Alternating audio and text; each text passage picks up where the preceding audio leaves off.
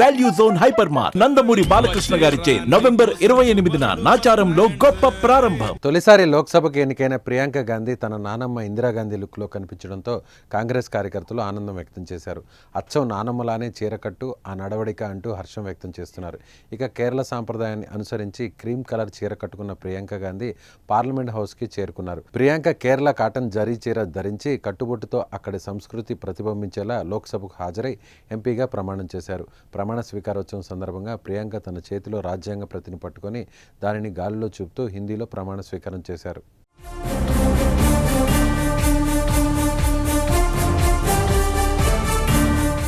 ఇక కాంగ్రెస్ నేత ప్రియాంక గాంధీ ప్రమాణ స్వీకార కార్యక్రమానికి హాజరయ్యేందుకు భర్త రాబర్ట్ వాద్రాతో పాటు కుమారుడు రెహాన్, కుమార్తె మిరియా వాద్రా కూడా పార్లమెంట్ హౌస్కు చేరుకున్నారు.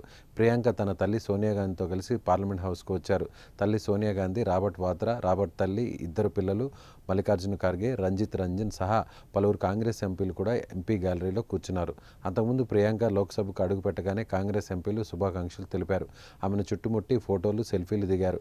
ప్రమాణ స్వీకారం అనంతరం రక్షణ మంత్రి రాజ్నాథ్ సింగ్, నితిన్ గడ్కరీలకు అభివాదం చేసిన ప్రియాంక గ్యాలరీలో కూర్చున్న సోనియా గాంధీని, ఆమె అత్తగారిని కూడా పలకరించారు. ప్రియాంక గాంధీ తొలిసారి ప్రత్యక్ష ఎన్నికల్లో పోటీ చేశారు. గత వారం ముగిసిన కేరళలోని వాయనాడ్ లోక్సభ స్థానానికి జరిగిన ఉప ఎన్నికలో భారీ మెజార్టీతో ఎన్నికయ్యారు. వాయనాడ్ లోక్సభ ఉప ఎన్నికలో 4 లక్షలకు పైగా ఓట్లతో గెలిచారు ప్రియాంక.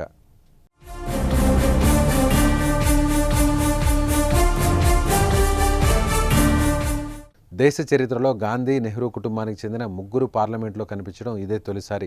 ప్రియాంక గాంధీతో పాటు ఆమె సోదరుడు రాహుల్ గాంధీ లోక్సభలో ప్రతిపక్ష నేతగా ఉండగా, ఆమె తల్లి సోనియా గాంధీ రాజ్యసభ ఎంపీగా ఉన్నారు.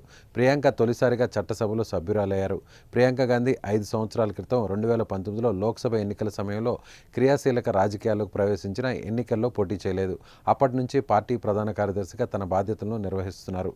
తాజాగా రాహుల్ గాంధీ రాజీనామాతో ఖాళీ ఏర్పడ్డ వాయనాడ్ స్థానంలో పోటీ చేసి గెలుపొందారు.